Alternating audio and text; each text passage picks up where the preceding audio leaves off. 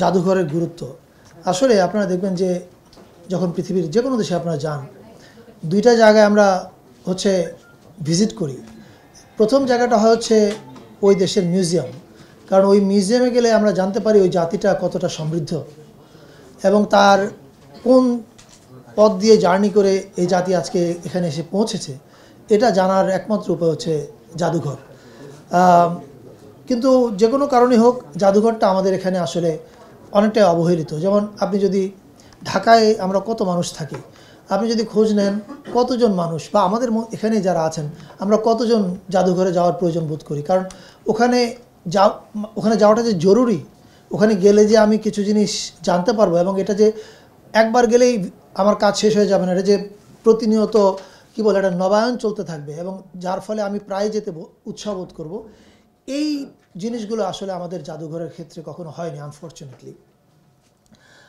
আমি জয়েন করার পরে জাদুঘরটা আমাদের প্রায়োরিটির মধ্যে ছিল, কিন্তু আমরা আমাদের 7 প্রায়োরিটি প্রজেক্টে হয়তো নাম দেখেননি, কারণ এটার নিয়ে আমরা মানে ভেতরে কাজ করছিলাম যে কি করে আমরা এটাকে একটা শেপে আনতে পারি। তো আমরা প্রথম যে জায়গাটা আইডেন্টিফাই করলাম সেটা হচ্ছে যে এই যে জাদুঘরগুলোকে আমরা আধুনিকায়ন করব, মডার্নাইজেশন হবে, শুধু জাতীয় জাদুঘর না, এর অধীনে আরও অনেকগুলো জাদুঘর আছে। এই কাজে নেতৃত্ব দিবে কে? আমাদেরকে আগে লিডার খুঁজে বের করতে হবে যে কে এটা নেতৃত্ব দিবে। আমি তো এটা এক্সপার্ট না বা আমার এটা কাজও না। তখন আমরা খোঁজার চেষ্টা করেছি যে কাকে আমরা পেলে পরে উনি এই আধুনিক মিউজিয়াম সারা দুনিয়াতে কিভাবে পরিচালিত হচ্ছে এবং আমাদের এখানে যা আছে সেটাকে আমরা মডার্নাইজ করতে হলে কি কি লাগবে, কি কি করলে পরে এটা এখনকার সময়ের সঙ্গে প্রাসঙ্গিক হবে।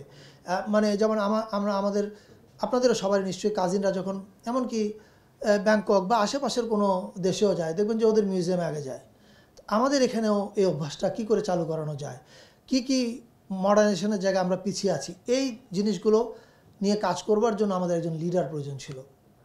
আমরা অনেক দিন ধরে এটার পিছনে লেগেছিলাম। Finally we are very happy যে আমরা আপনাদেরকে বলতে পারছি যে মেরিনা তাবাসসুম উনি আমাদের জাতীয় জাদুঘরের পরিচালনা পর্ষদের চেয়ারম্যান হিসাবে, মানে সভাপতি হিসাবে যোগ দিতে সম্মত হয়েছেন। মেরিনা আপা নিশ্চয়ই ওনার ভিশনটা সংক্ষেপে বলবেন, তার আগে আমি ওনার সম্পর্কে একটু বলি। আপনারা যারা জানেন তারা নিশ্চয়ই জানেন যে উনি আর্কিটেক্ট হিসাবে, মানে কি বলে, স্থপতি হিসাবে খুবই বিখ্যাত এবং শিক্ষাবিদও। উনি নেদারল্যান্ডসে পড়ান এবং এই বছর আপনারা নিশ্চয়ই জানেন যে টাইম ম্যাগাজিনের 100 ইনফ্লুয়েন্সিয়াল পিপলের মধ্যে Marina Tabassum was one of them. উনি আর্কিটেকচারের জন্য আগা খান অ্যাওয়ার্ড পেয়েছেন। ফলে মানে ওনার কৃতিত্ব আমি বলতে চাই না, ওনার পোর্টফোলিও আপনার গুগল করলে নিশ্চয়ই অনেকে জানতে পারবেন। আমি বিশ্বাস করি যে মেরিনা আপা এবং আমাদের এখন জাতীয় জাদুঘর এই পর্ষদটা কমপ্লিট করার জন্য কাজ করছেন। হয়তো কিছুদিনের মধ্যে আপনারা জানবেন, আমাদের জাতীয় জাদুঘর মহাপরিচালক সাহেব জানাবেন যে পর্ষদে আর কারা কারা আছেন। আমি বিশ্বাস করি যে মেরিনা আপা এবং ওই পর্ষদ মিলে আমাদের এমন একটা ভিশন দিবে যেখানে আমাদের জাতীয় জাদুঘরটা একটা মাস্ট ভিজিট জায়গা হয়ে উঠবে। বিদেশ থেকে আমাদের বন্ধুবান্ধবরা যখন আসে জাদুঘরে যায়, বেরিয়ে এসে খুব ভালো ইমপ্রেশন আমাদেরকে দেয় না। আমরা চাই এটা বদলে যাক। আমরা যেন আমাদের মানে বাংলাদেশের নাগরিকরা নিজেরা যেমন যাবে, তেমনি তাদের অন্য দেশ থেকে যখন বন্ধুরা আসবে বা ট্যুরিস্টরা আসবে, তারা যেন জাদুঘরে গিয়ে বাইরে এসে একটা খুব ভালো ইমপ্রেশন দেয়। এবং আমার বিশ্বাস যে ওনারা সেটা করতে পারবেন। আপাতত আমি আর কিছু বলতে চাই না, পরে প্রশ্ন থাকলে উত্তর দেব। মেরিনা আপা যদি ওনার ভিশনটা একটু সংক্ষেপে বলেন। হ্যাঁ, এটা প্রজ্ঞাপন জারি হয়ে গেছে অলরেডি। প্রজ্ঞাপন জারি হয়েছে হলো, আপনাদেরকে দেওয়া হবে কিছুক্ষণ পরে চিঠিটা, 18 ডিসেম্বর এই ঘটনাগুলো ঘটেছে। কি বলবো আপনাকে, ধরেন আমি যেদিন প্রথম দায়িত্ব নেই তার 3 দিনের মাথায় যে কোনো একটা সূত্র মারফত আমার সঙ্গে যোগাযোগ করেন শিল্পাচার্য জয়নুল আবেদিনের ছেলে, এবং ওই সূত্র মারফত আমরা জানতে পারি যে জয়নুল আবেদিন সাহেবের ছবিগুলো নষ্ট হয়ে যাচ্ছে।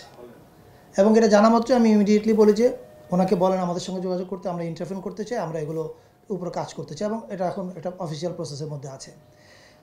অর্থাৎ আপনি যে কারণে ব্যথিত, আমরাও একই কারণে ব্যথিত।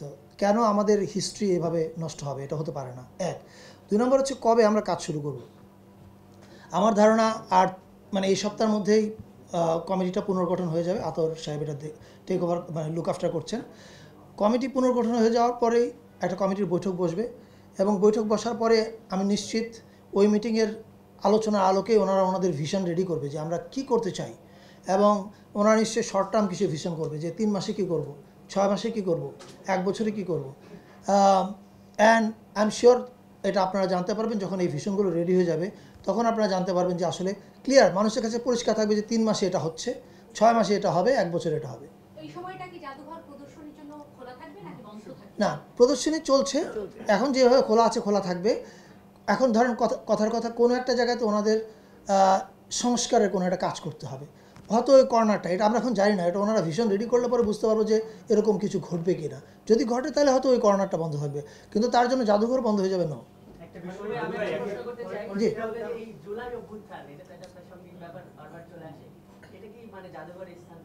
উচিত উচিত। আমি তো যেমন আমি আপনাকে বলি, আমি কিছুদিন আগে আর্কাইভ ভিজিটে গিয়েছিলাম, সেখানে ওনাদের সঙ্গে আমার মিটিং ছিল। আপনারা জানেন যে আমরা ডিজিটাল ওরাল হিস্ট্রি আর্কাইভ করছি একটা।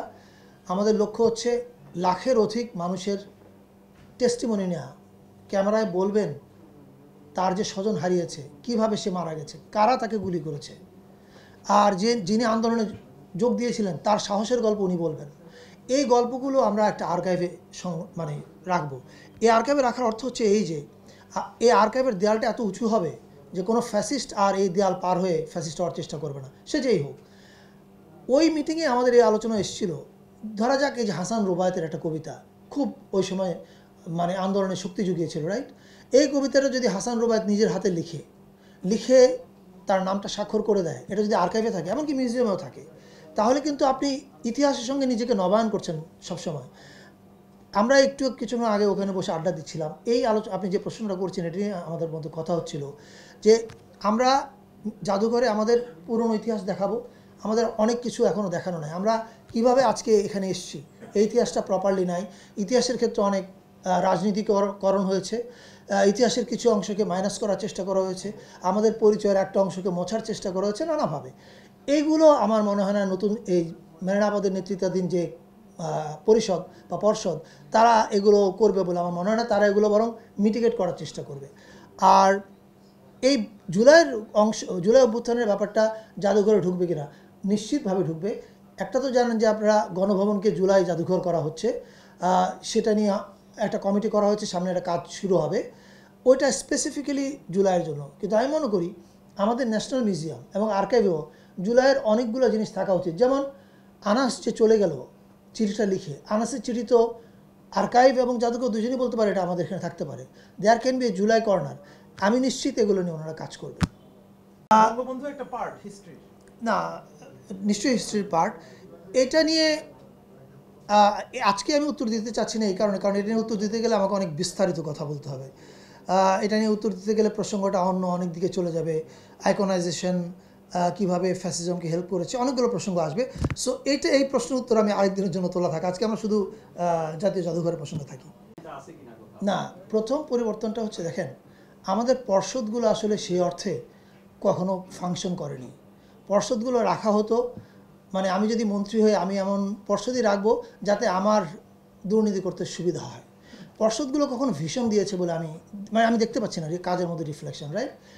আপনাদের প্রথম কাজটা হচ্ছে ভিশনটা সেট করা, যে কীভাবে ওনারা এই জাদুঘরের মডার্নাইজেশন করবে, কীভাবে জাদুঘরের সংগ্রহটাকে আপডেটেড করবে, কীভাবে জাদুঘরটাকে নতুন সময়ের মানুষের কাছে প্রাসঙ্গিক রাখবে। আপনি যেমন বাইরে যান না, আপনি ভ্যান গগের ইমার্সিভ এক্সিবিশন দেখতে পান, আমাদের এখানে সুলতানের ইমার্সিভ এক্সিবিশন আমরা কেন দেখতে পাবো না? আমি এখন খুলে বলছি না, এরকম অনেক পরিকল্পনা ওনাদের আছে, আমি জানি। ওনাদেরকে একটু সময় দিই, আমি নিশ্চিত ওনারা আমাদের ভিশনটা ওই 3 মাস 6 মাস 1 বছর অনুযায়ী আপনাদের সামনে প্রেজেন্ট করবে। এবং আমরা সরকারে যতদিন আছি আমরা ওনাদেরকে সব রকম সহযোগিতা করবো, এবং আমি বিশ্বাস করি পরবর্তীতে যারাই আসবেন নির্বাচিত সরকার, তারাও এই কাজটাকে অব্যাহত রাখবেন। আমি যখন পলিটিসাইজেশন বলেছি ইতিহাসের, তার একটা স্পষ্ট উদাহরণ আপনাকে দিই। আমি যোগদান করার পরে কয়দিন আগে বাংলাদেশের একজন স্বনামধন্য আলোকচিত্রী আমাকে একটা হোয়াটসঅ্যাপে একটা ছবি পাঠান। সেই ছবির মধ্যে দেখতে পাচ্ছি 16 ডিসেম্বরে যে আত্মসমর্পণের যে ছবিটা, সেই ছবির গায়ে ক্যাপশন দেওয়া আছে ইন্দো পাক ওয়ারের সমাপ্তি উপলক্ষে আত্মসমর্পণ। এখন ইন্দো পাক ওয়ারের যে ন্যারেটিভ, এটা তো ভারতের ন্যারেটিভ। আমার বাংলাদেশের ন্যারেটিভ কি? আমার বাংলাদেশের ন্যারেটিভ হচ্ছে এটা আমার মুক্তিযুদ্ধ, এবং এটা আমার বিজয় এবং মিত্রবাহিনীর কাছে আত্মসমর্পণ। ফলে একটা তো গোলমাল আমাদের পূর্বপুরুষ করেছে যে ওই আত্মসমর্পণের ছবিতে বাংলাদেশ কোথায়, এই উত্তর বাংলাদেশকে দিতে হবে এবং আমাদের পূর্বপুরুষকে আজীবন এই প্রশ্ন তারা নাই, তাদেরকে উত্তর দিতে হবে, রাইট? এখন যখন আপনি আপনার মিউজিয়ামে এই ছবিটার মধ্যে এই ক্যাপশনটা লাগান, তখন কিন্তু আপনি একটা ভুল রাজনীতির দিকে আগান। ফলে ওই কারণে আমি বলেছি রাজনীতিকরণ। না না, আমি আবার বলছি কোনো স্পেসিফিক মুক্তিযুদ্ধের কথা বলছি না। আমি একটা উদাহরণ দিলাম আপনাকে বোঝানোর জন্য যে দেখেন ওখানে একটা বিকৃতি ছিল। জাদুঘর মানে আমাদের তো ইতিহাস 71 থেকেও শুরু হয়নি, 47 থেকেও শুরু হয়নি, কয়েক হাজার বছর ইতিহাস। আপনি দেখবেন যে আমাদের বুদ্ধিজীবীগণ ইতিহাসের কথা বললে 52 আগে আর যেতে চান না। আমরা তো একদিনে এই জায়গায় আসিনি, আমরা একটা জার্নির ভিতর দিয়ে এখানে এসেছি। এবং জাদুঘরের কাজ কিন্তু আমাদের এই যে জার্নি জাতি হিসেবে যে আমরা এসেছি, এর যা যা মানে ফ্যাক্টস এবং যার যা নমুনা যা যা তারা হাজির করতে পারে, সংগ্রহ করতে পারে, এগুলো ওই ম্যারিনাপা যেরকম বলছিলেন যে নানান স্পেশাল কিউরেটোরিয়াল প্রজেক্ট হতে পারে, যে 18 সালের কোনো 18 শতাব্দীর কোনো কিছু নিয়ে ওনারা একটা কিউরেটোরিয়াল প্রজেক্ট করতে পারে। সো এরকম নানান কিছু করবে, স্পেসিফিক আমাদের জন্য এখন বলা মুশকিল। এই কারণে এটা তো ওনারা একটা প্ল্যান চক আউট করবে, দেন ওটার মধ্যে আপনারা জানতে পারবেন না। এটা সবাই জানে। 71-এর ইতিহাসটা আওয়ামী লীগ তো শুধুমাত্র ওনাদের ইতিহাস রেখেছেন, ওনার এবং ওনার পরিবারের। আপনি ইতিহাসের মধ্যে তাজউদ্দিন আহমেদ কি খুব আছে? কোথাও দেখতে পান না তো। মাওলানা ভাসানী কোথায়? আপনি অনেকেই খুঁজে পাবেন না। এই জিনিসগুলো তো ঘটেছে। আমরা কেউ বলছি না যে বাংলাদেশের স্বাধীনতা যুদ্ধ যখন হয়েছিল তখন ওই আন্দোলনে আওয়ামী লীগ ছিল না, আওয়ামী লীগের নেতৃত্বে আন্দোলন হয়, এটা কেউ বলছে না। কিন্তু আওয়ামী লীগ মাত্র কি এক ব্যক্তি? এই প্রশ্নগুলো আসবে। এবং স্বাধীনতার আন্দোলন কি শুধুমাত্র আওয়ামী লীগ করেছে? আরও অনেকে ছিল, তাদের ভূমিকা কোথায়? এই প্রশ্নগুলো তো আছে, এটা আমার বলবার কোনো অপেক্ষা রাখে না। আপনার কিছুদিন আগে বদরুদ্দিন ওমরের একটা খুব সুন্দর ইন্টারভিউ ছাপা হয়েছে, আপনারা সেটা পড়লে দেখতে পাবেন যে উনি স্পেসিফিক্যালি বলেছেন কিভাবে মুক্তিযুদ্ধটাকে একটা পরিবারের মধ্যে নিয়ে আসার মাধ্যমে এটার সার্বজনীনতা ক্ষুণ্ণ হয়েছে। আমরা শুধু না, আমি বিশ্বাস করি আমরা এবং আমাদের পরে যারাই আসবেন নির্বাচিত সরকার, এই ভুলটা আর কেউ করবেন না। বাংলাদেশ সকলের ইতিহাস, সকলের জাদুঘর, সকলের ইতিহাসটাই থাকবে ওখানে।